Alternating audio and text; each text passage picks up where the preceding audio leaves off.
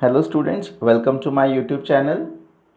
In today's video, we are going to learn poem written by Mamang Dai, and the title of the poem is Small Towns and Rivers. Before I start line-wise explanation of the poem, I want to thank my subscribers for having subscribed my channel.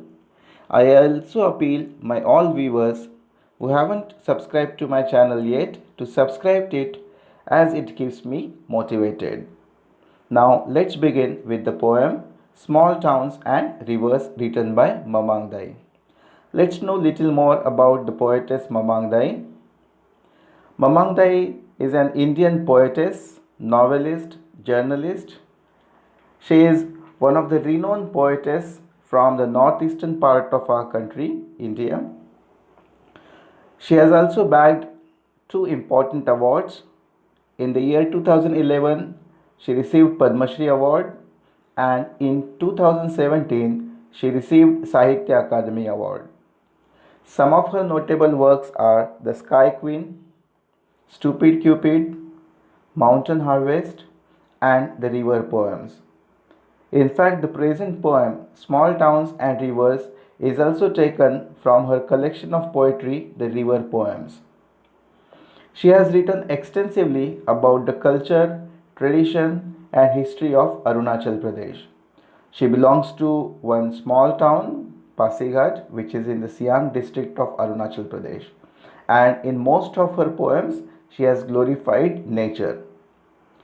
She has lived in the close proximity of nature, and hence the glorification of mountains, glorification of rivers is quite eminent almost in all her works. Now let's begin with the poem Small Towns and Rivers written by Mamang Dai. Small towns always remind me of death. Now here one of the very important aspect that we have to remember in our mind while analyzing this poem is to know the background of the poetess. Poetess comes from Adi tribe, which is one of the prominent tribe of Arunachal Pradesh. And Arunachal Pradesh has always witnessed conflicts. Conflicts between the tribal people and the state and central governments respectively. And this is what has reflected in her poem Small Towns and Rivers. She says that the development that is bound to come, or the modernization and urbanization that is coming in the northeastern part of our country, is somewhere hampering nature, and hence it is often opposed by the tribal people, and this is resulting into conflicts. And so she is becoming vocal for the nature. As I said in introduction part of Mamang Dai, she is environmentalist, and has lived in close proximity with nature, and so she is concerned about the nature. She is concerned about the tribal people, and hence the very first line of the poem is Small towns always remind me of death. She has often seen the bloodthirsty nature of the conflicts. She had also seen how the nature came into danger, and so she says, Small towns always remind me of death. In this poem, the theme of death is quite highlighted. Let's see now the second line of this stanza. My hometown lies calmly amidst the trees. It is always the same, in summer or winter, with the dust flying or the wind howling down the gorge. Poet is describing her picturesque town, Pasighat. Entire northeast part of India is a hilly region, and hence mountains, rivers and valleys are very important in the work of northeastern poets. And here she is describing how her town is. It is lying calmly amidst the trees. It is surrounded by forest region. In fact, it is in the heart of the forest. It is always the same, and it remains same in the summer season as well as in the winter season. with the dust flying. Now this dust, it is signifying. It can be interpreted as the development work that is coming is resulting into that dust, and that is something that is harming environment of the northeastern part of our country.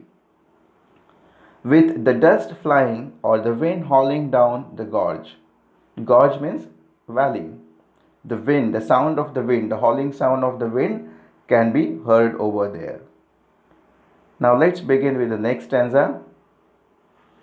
Just the other day, someone died.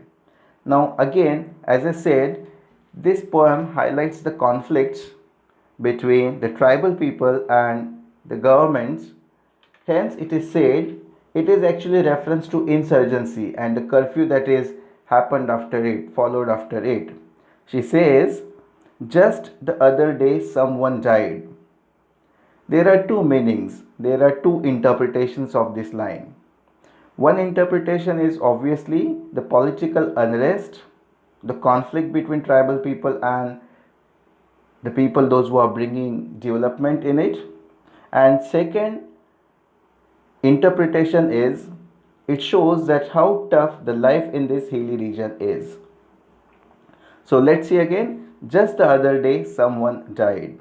She had seen someone dying in her town. In the dreadful silence we wept.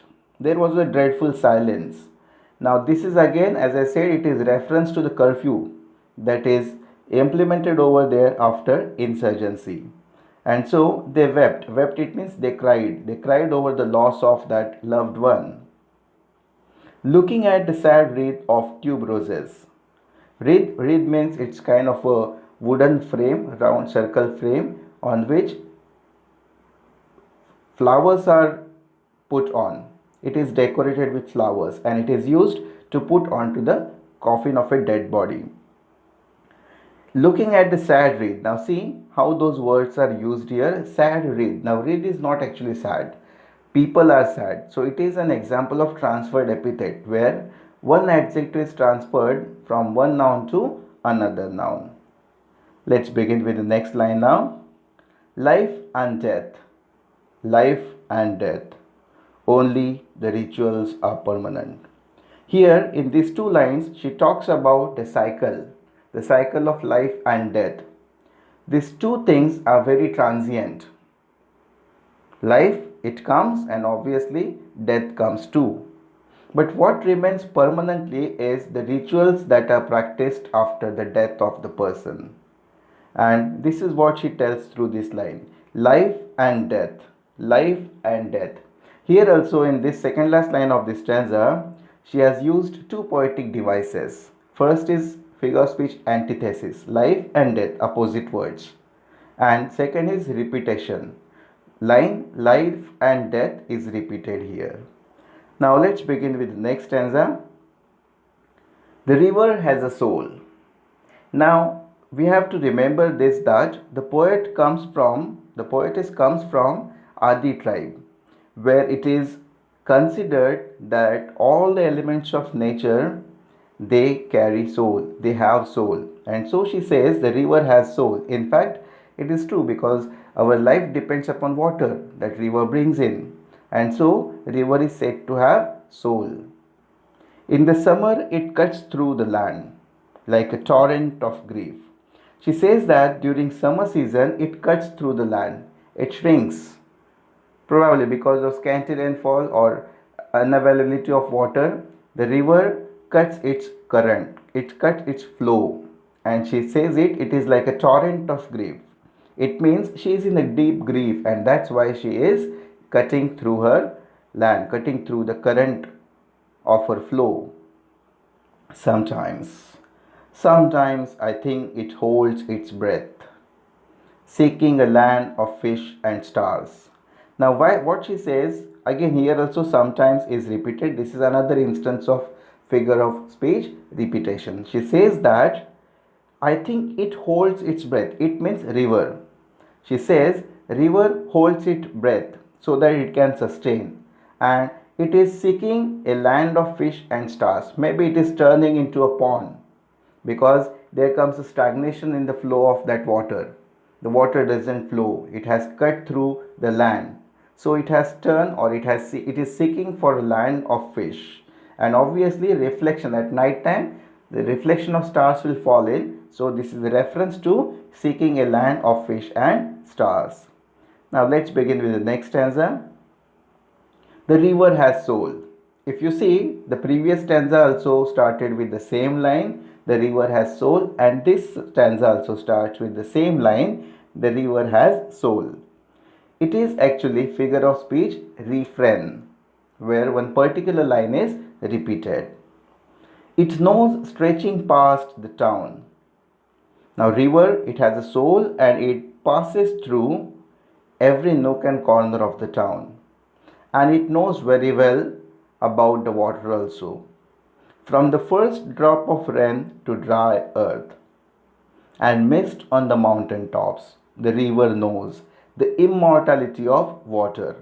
It is said here that river originates on the mountain tops, and mountain tops are somewhere the rainfall first, and hence river knows better about water. And so she says that she knows about the immortality of water. Water is immortal. And this is what she wants to highlight here through this stanza, that water is immortal and river has soul.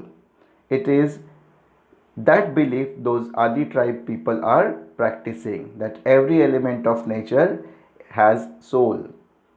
Let's begin with the next stanza. A shrine of happy pictures marks the days of childhood. Now again she is remembering her childhood days. And a shrine of happy pictures. Shrine here, it means, shrine means obviously sacred place, holy place or temple. Now she remembers how her town was in early childhood days. It was very pristine, it was very calm, it was beautiful. But now, see what she says, the small towns now grow with anxiety for the future. But as this development is coming, nature is hampered. She feels that nature is somewhere damaged, and so she is becoming worried. And hence she says, small towns grow with anxiety for the future. The dead are placed pointing west. Now it is another belief of those Adi tribal people. When someone dies, when they are burying that dead body into a coffin, when they are putting that dead body into a coffin, they are pointing the head of that dead body towards the west. Now it is a belief that when that soul rises from that body, it will walk towards the east direction, that is probably the heaven. And so here she says, the dead are placed pointing west. When the soul rises, it will walk into the golden east. Golden east, it means east direction, which is supposed to have heaven over there, into the house of the sun. She says that after the burial of that dead body, when the soul will rise, it will march towards the east direction. Let's begin with the next stanza now. In the cool bamboo restored in sunlight, life matters like this. Again, here through this line, she is highlighting the difficult and challenging situation or challenging life of those tribal people.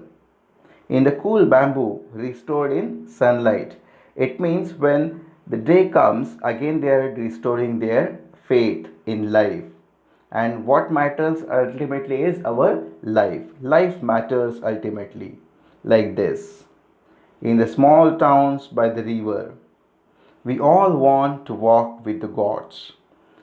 Now here again her passion to live in the close proximity with nature is reflected here.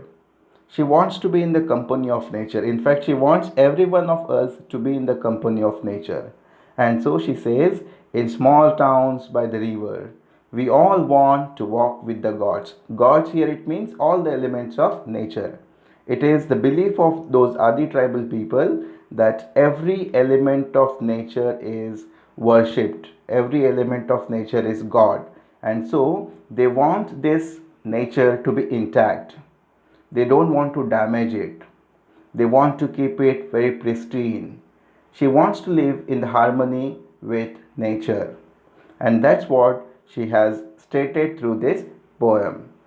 And she has appealed all her readers to bothered about nature, to take care of nature. Hope you liked explanation of this poem. If you liked it, share and subscribe it too. Thank you.